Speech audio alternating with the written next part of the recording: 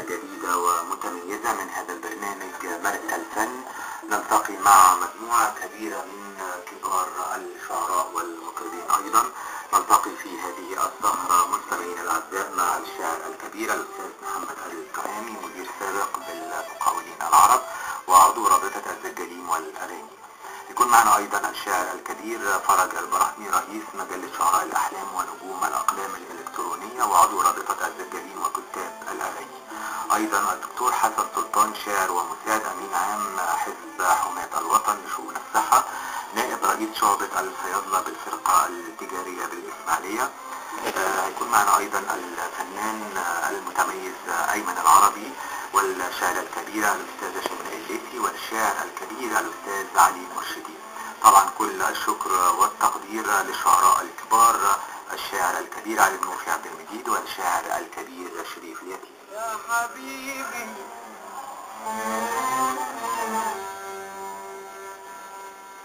يا حبيبي يا حبيبي، اللي نور السماء ونجومه قمره صغره، وانت وانا يا حبيبي انا يا حياتي انا.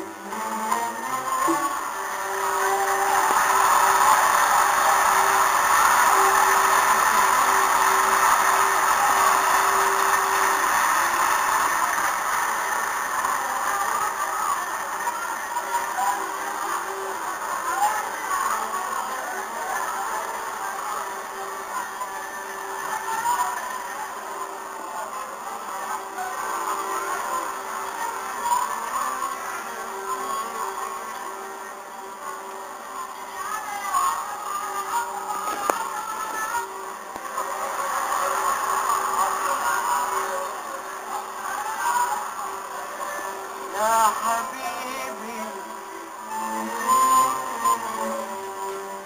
يا حبيبي، اللي نور السماء ونجومه وقمره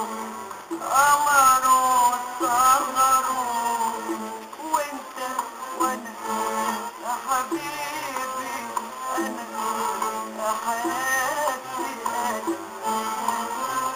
كلنا الحب سوا،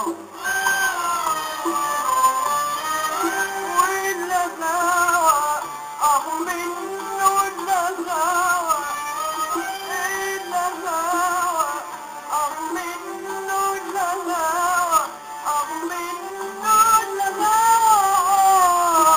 منه الغاوى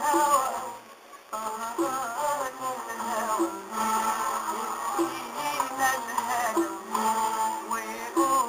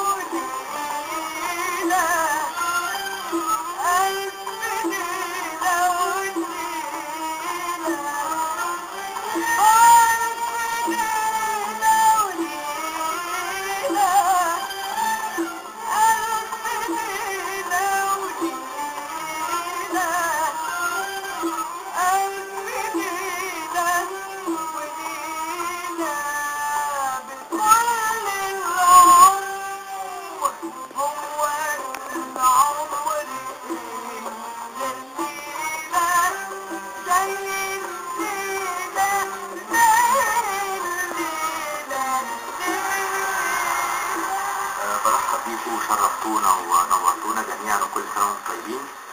اعتقد المجموعة كلها من اسماعيلية ما عدا الاستاذ ايمن من القاهرة. برحب بحضرتك، يمكن ده اللقاء الثاني. شرفتنا ونورتنا يا استاذ ايمن. واسمحوا لي كده ابدا بشاعرنا الكبير محمد التهامي. اعتقد يا استاذ محمد التقينا قبل كده ولا ده اول لقاء؟ التقينا من زمان، يعني يمكن اكثر من الحب هو العطاء من خلال العمل مش كلام. يعني طبعا كلامك كلام مهم جدا ومحترم. هنروح على طول بقى هنخلينا برضه في الشعر ونخلي الغنى نسمع الصوت الجميل ايمن عربي، الاصوات الروعه يعني.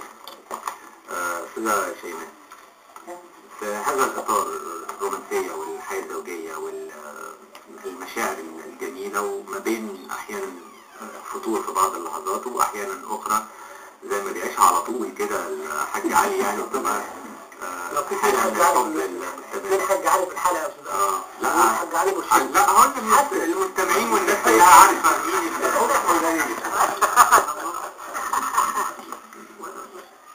نسمع حاجه. طب ارد على صوت علي؟ اتفضل. وبعد كده هقول حاجه جديده لسه عاملاها. هقول احساسي بيك عدى الحدود وخط فوق كل القيود. طب قبل ما تكمليها بس عشان احنا بنحب دايما ان احنا ايه نهدي النفوس، ونحب كده ان الناس تبقى اكتر يعني فاهمه الامور صح، يعني عشان احنا بنحب نخرب البيوت ولا عايز اقول ان الحاج علي لما قال الحاج علي مرشدي، يعني لما قال القصيده دي طبعا كان بيشاور عليك يعني. وانت دلوقتي هتردي عليه. هاي الاسعاف ده الاسعاف حكيلك بعد ما اصحى من دمك اللي لازم صبي من دمي. انا فين؟ ايه اللي جابني هنا يا دنوبه؟ دنوبه حلوه وخير. انا منك من قروبه، ده انا مصابه محصل من دمك اللي لازم. هاي مفروض اتفتح. نعم يا بنتي. لا خلاص ده انا جنبك عندك ودك خالص. ما تقربنيش الى الوراء الى الوراء الى الوراء. انا مستقبل المجانين والله، والقط ويا الفار يا خويا الا بخويا. نسمع بقى. شاور عليا هو انا جاي عليك بقى عليك. انا غير وتشعل جنبه.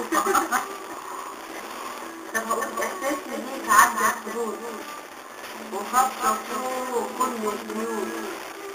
ما فكرش فيك إلا لما الاقيك بفكر فيك. بتحس بيا بحس بيك، بغمض عينيا الاقي عينيك قدام عينيا. معقول بفكر فيا؟ معقول احساسك بيا؟ ما فكرش فيك إلا لما الاقيك بفكر فيك. قدرت الثواني وتجري حياتي وحلمي بيلاقي في يوم كده ما فكرش فيك إلا لما الاقيك بفكر فيك.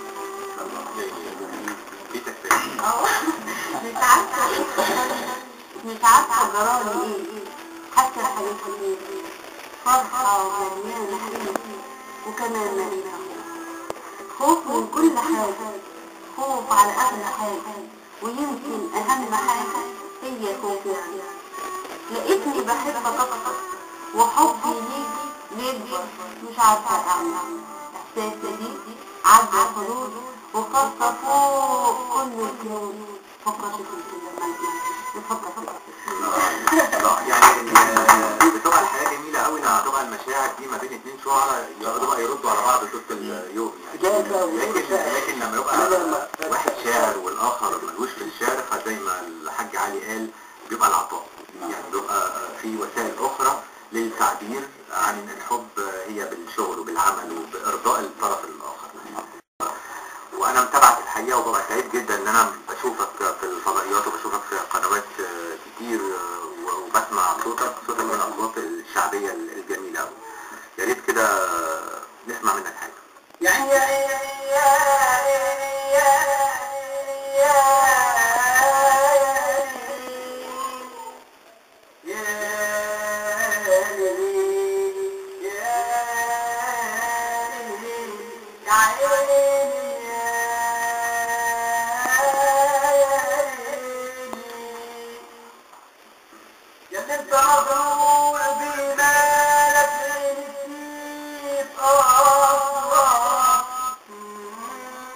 بتبص للناس ومن جعل الظهر مغرور بمالك لنسيت وأصوات بتبص للناس ومن فعلك ظهر أصلك اسمع كلام ده بكرة راح يضيع عمالك وتشكي حالك لحالك ساعتها والثبات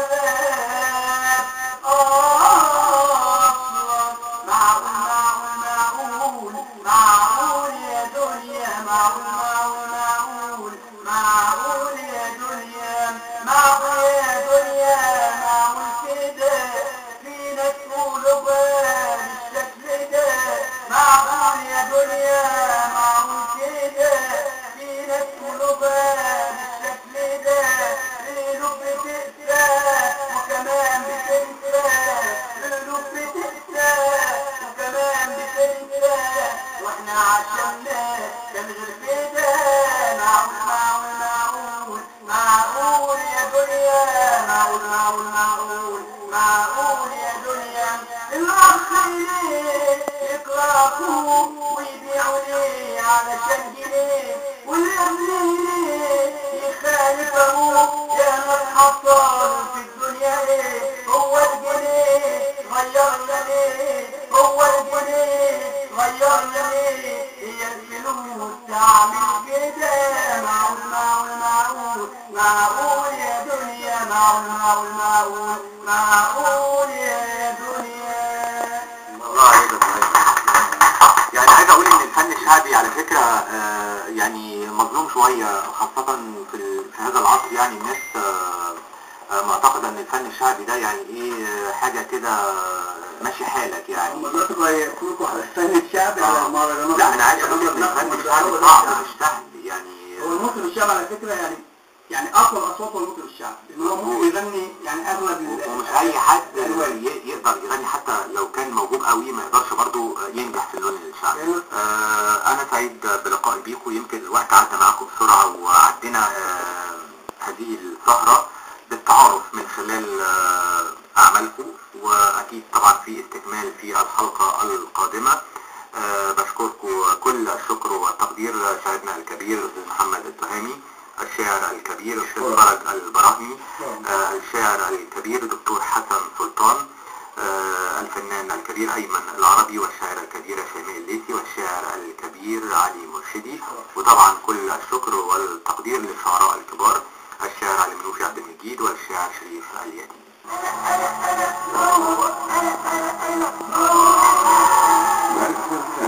لو انا فنان ارسم صورة هرسم بني ادم ابدورة نلتقي مع المواهب في كل الفنون وكل المجالات تتنور للسلم ابو حلم جميل ولا في مركز الفن.